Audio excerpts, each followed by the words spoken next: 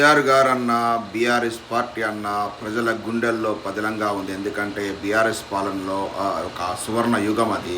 అమెరికాలో graduation party అయిన మన గులాబీ జెండా ఎగరాల్సిందే.